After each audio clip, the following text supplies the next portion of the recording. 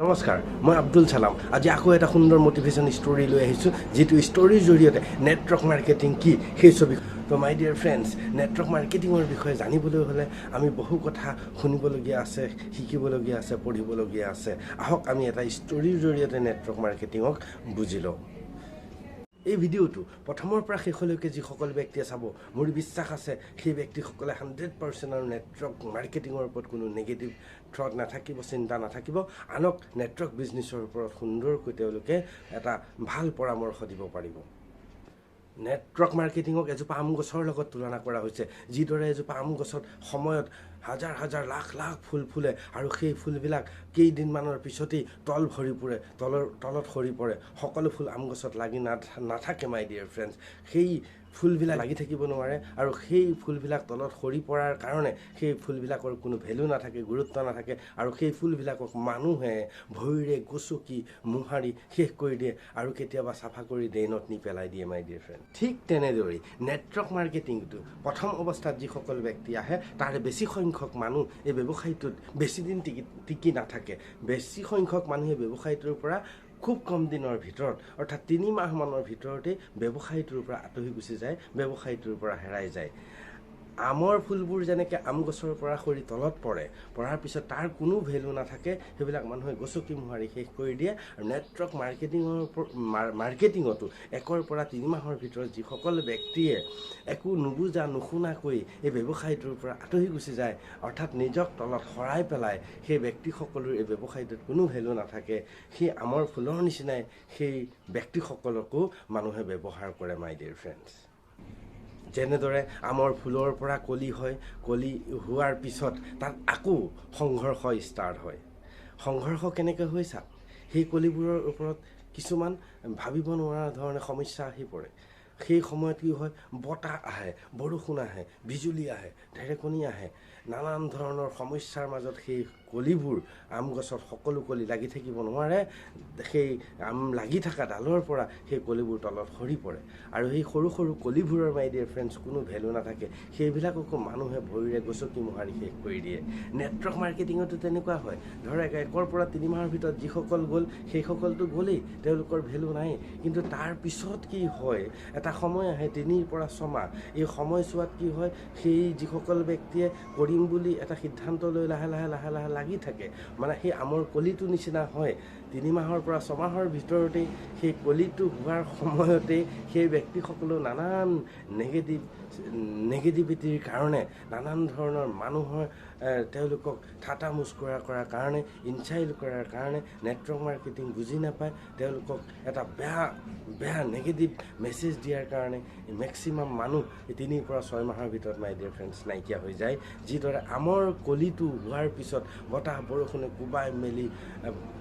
শেষ কৰি তলত পেলাই দিয়ে তেনেকৈ এই ব্যক্তিসকলো 3 পৰা 6 মাহৰ ভিতৰত বেছি সংক্ষেপ কৰিব নিবিচাৰে কিন্তু আশে পাশে খুৱে বাৱে আগে পিছে থকা ব্যক্তিসকলৰ পৰাও সেই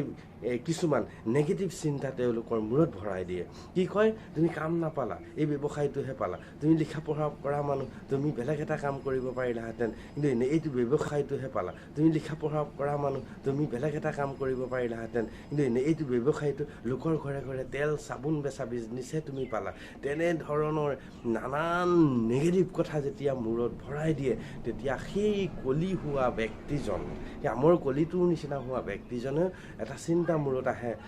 যি কৰিলোঁ যিমান দিন কৰিলোঁ বাদ দে আৰু এই ব্যৱসায়টো নকৰোঁ বুলি তেওঁলোকে নিজক ব্যৱসায়টোৰ পৰা আঁতৰাই দিয়ে যেনেকৈ আমৰ কলিটোৰ ভেলি নাথাকে মানুহে গছকি মোহাৰি ল'ৰা ছোৱালীয়ে খেলাত ব্যৱহাৰ কৰে এই 3 to 6 মান্থৰ নেটৱৰ্ক মাৰ্কেটিং কৰা ব্যৱসায়ীসকলকো এনেকুৱা খিলনা হ'ব বিচাৰে নেকি আপুনি আপোনাৰ সিদ্ধান্তত অটল থাকিব নোৱাৰিলে কেতিয়াও আপুনি ছাকচেছ হ'ব নোৱাৰিব তাৰ পিছৰখিনি শুনক যেনেকৈ আমৰ কলিটো মানুহে গছকি মোহাৰি শেষ কৰিলে এই ব্যক্তিসকলকে তেনেকুৱা এটা অৱস্থা কৰে ইয়াৰ পিছত আমৰ কলিটো যিবিলাক কলি গছত লাগি আছিলে ডালত লাগি আছিলে সেই কলিবিলাক লাহে লাহে নিজক আৰু এটা জেগালৈ লৈ যাব পাৰে লাহে কি হয় সেই কলিটো ডাঙৰ হৈ যায় কিন্তু সেই ডাঙৰ কলিটোৰ ওপৰতো আকৌ নানান ধৰণৰ অত্যাচাৰ আৰম্ভ হয় সেই ডাঙৰ কলিটো নানান ষ্ট্ৰাগলৰ মাজত সি টিকি থাকিবলগীয়া হয় কিন্তু যিবিলাক ডাঙৰ হোৱা কলি আছে তাৰ ওপৰত কি হয় বাহিৰৰ পৰা কিছুমান সমস্যা আহি পৰে সেই সমস্যাৰ মাজত সেই আমৰ ডাঙৰ কলিটো টিকি থাকিবলগীয়া হয় তাৰ ওপৰত কেনেকুৱা সমস্যা আহে ল'ৰা ছোৱালীয়ে চপৰা মাৰিব ল'ৰা ছোৱালীয়ে বাঁহেৰে কিবা হাকুটিৰে সেই আমবিলাকক টানি পাৰিব বিচাৰিব তাৰ লগত প্ৰাকৃতিকভাৱে কিছুমান সমস্যা আহি পৰে যেনেকৈ বতাহৰ কোব পায় বৰষুণৰ কোব পায় ৰ'দৰ সমস্যা পায় তেনেকৈ ধুমুহাৰ প্ৰব্লেম হয় শিল বৰষুণৰ প্ৰব্লেম হয় তাৰ মাজত সেই আমৰ কলিবোৰ টিকি থাকিবলগীয়া হয় যিবিলাক টিকি থাকে আৰু তাৰ পৰা কিছু সংখ্যক কলি আকৌ তলত সৰি পৰিবলগীয়া হয় যিবিলাক তলত সৰি পৰিলে সেইবিলাকক কিন্তু সেই সময়ত মানুহে পেলাই নিদিয়ে সেই সময়ত তাৰ কিছু অকণমান নিজৰ মূল্য হয় ভেলু হয় সেই ভেলু হোৱাৰ সময়ত কি হয় সেই আমৰ কলিবিলাকক মানুহে বুটলি কৰি ঘৰলৈ লৈ অহাৰ পিছত তাৰ যিটো গতি হয় শুনিলে আপোনালোকে ভাবোঁ কেনেকৈ আহিব চাওক সেই আমৰ কলি আনি পেলাই ধুনীয়াকৈ দা কটাৰীৰে তাক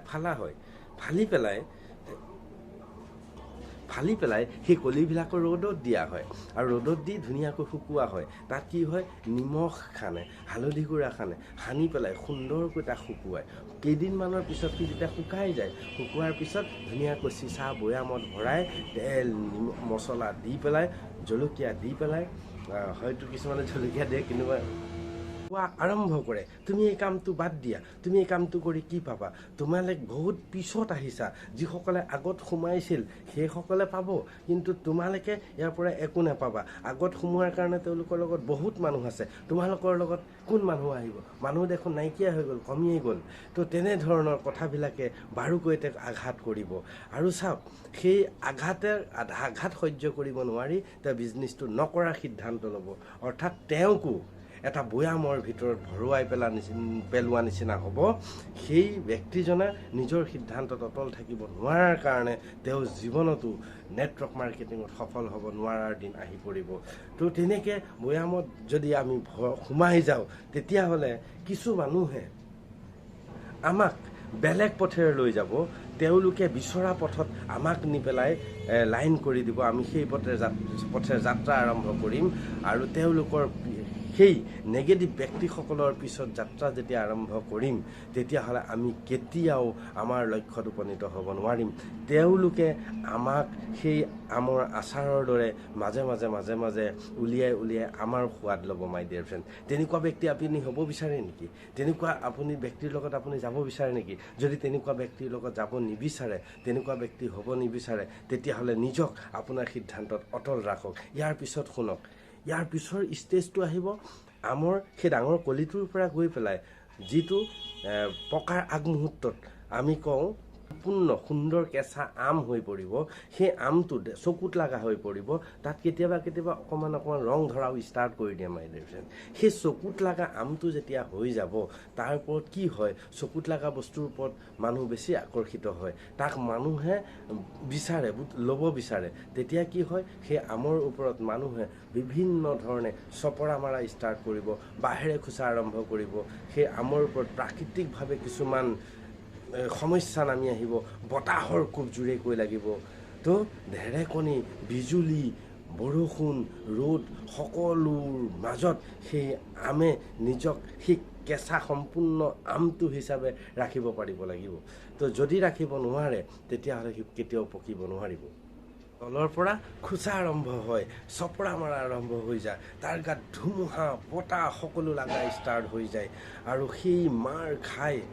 সেই ডাঙৰ আমবিলাক কেতিয়াবা কিছুমান আম তলত সৰি পৰিবলগীয়া হয় আৰু কিছুমান আমে তলত সৰি নপৰে নিজৰ জেগাত অটল কৰি ৰাখে যিমান কষ্ট পাম আমি সৰি নপৰোঁ বুলি কিছুমান আম নিজৰ জেগাতে যুঁজি ভুগি তাত থাকি যায় আৰু সেই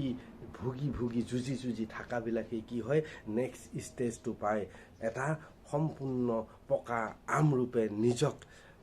নিজৰ লক্ষ্যত উপনীত কৰাব পাৰে। ঠিক তেনেদৰে নেটৱৰ্ক মাৰ্কেটিঙত যেতিয়া আপোনাৰ সময় 9টা মাহ পাৰ হ'ব, 9ৰ পৰা 1.5 বছৰ 2 বছৰ 3 বছৰ, এই বয়সখিনি বহুত ডেঞ্জাৰ বয়স হয়। আপুনিও সেই সম্পূৰ্ণ পূৰ্ণাংগ আমটো কেঁচা আমটোৰ দৰে হৈ থাকিব। আপোনাকো কি কৰিব, তলৰ পৰা কিছুমান মানুহে খুচিব,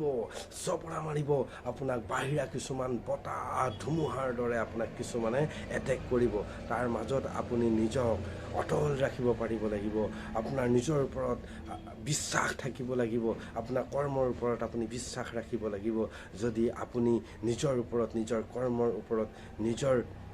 সিদ্ধান্তৰ ওপৰত অটল থাকিব পাৰে, আপুনিও সেই কেঁচা আমটোৰ দৰে এটা পকা আম হ'ব পাৰিব। অৰ্থাৎ আপুনিও সেই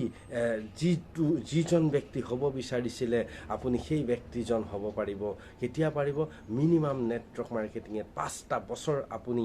এই কষ্ট স্বীকাৰ কৰি পাৰ কৰিব পাৰিব লাগিব। এই পৃথিৱীখনত বিচৰা প্ৰত্যেকটো বস্তু আপুনি নেটৱৰ্ক মাৰ্কেটিঙৰ জৰিয়তে পাব পাৰে। সেই প্ৰতিটো বস্তু পাবৰ কাৰণে এই পৃথিৱীখনত আন কোনো প্লেটফৰ্ম নাই, আন কোনো জেগা নাই। এটাই প্লেটফৰ্ম আছে, 21শ শতিকাৰ যিটো ফাষ্টেষ্ট গ্ৰয়িং বিজনেছ বুলি কোৱা হৈছে। যিটো বিজনেছৰ কথা এজন মহান ব্যক্তি আজি বহু বছৰ আগতেই লিখি থৈ গৈছিল যে 21শ শতিকাৰ এটা ফাষ্টেষ্ট গ্ৰয়িং বিজনেছ হ'বলৈ গৈ আছে। সেইটো হ'ল DSM, অৰ্থাৎ direct selling and network marketing. তো নেটৱৰ্ক মাৰ্কেটিঙত আপুনি যদি এজন সফল নেটৱৰ্কাৰ হ'ব বিচাৰে, এজন সফল এণ্টাৰপ্ৰিনাৰ হ'ব বিচাৰে, তেতিয়াহ'লে আপুনি লোৱা সিদ্ধান্তত আপুনি 3 to 5 years আপুনি সংগ্ৰাম কৰি কৰি সেই জেগাত অটল থাকিব লাগিব। আপোনাৰ ওপৰত আপোনাৰ সেলফ কনফিডেন্সত, অৰ্থাৎ আত্মবিশ্বাস আপোনাৰ ভৰপূৰ থাকিব লাগিব। আপুনি পাৰ্মানেণ্ট পজিটিভ মেণ্টেল এটিটিউড হ'ব লাগিব। নানান নেগেটিভ কথা শুনিও আপুনি সদায় পজিটিভ হ'ব পাৰিব লাগিব। মানুহৰ না না না না শুনিও আপুনি মানুহক হালৈ ৰূপান্তৰ কৰিব পাৰিব লাগিব। তেতিয়াই আপুনি এজন সফল বিজনেছমেন অৰ্থাৎ এণ্টাৰপ্ৰিনাৰ হ'ব পাৰিব। নিজক কলিৰ পৰা যদি এটা সম্পূৰ্ণ পূৰ্ণাংগ আমৰূপে প্ৰতিষ্ঠিত কৰিব পাৰে, নিজক সফল কৰাব পাৰে, তেতিয়াহ'লে আপুনি ময়ো এজন সফল নেটৱৰ্কাৰ হিচাপে নিজক প্ৰতিষ্ঠিত কৰাব পাৰিম। এজন সাধাৰণ মানুহ হৈও অসাধাৰণ হ'ব পাৰিম। জিৰ'ৰ পৰা আমি হিৰ' হৈ যাব পাৰিম। আৰু ইয়াত অসমত তেনেকুৱা ৰেকৰ্ড কৰা ব্যক্তি বহুত আছে। আহি থকা সময়ত আৰু এনেকুৱা সুন্দৰ সুন্দৰ মটিভেশ্যন ষ্টৰী আপোনালোকলৈ পঠাবৰ কাৰণে মোৰ এই চেনেলটো লাইক আৰু শ্বেয়াৰ কৰিবলৈ নাপাহৰিব, আৰু মোক কমেণ্ট কৰিবলৈ নাপাহৰিব। তো থেংক ইউ। জয় হিন্দ, জয় মাই লাইফ ষ্টাইল।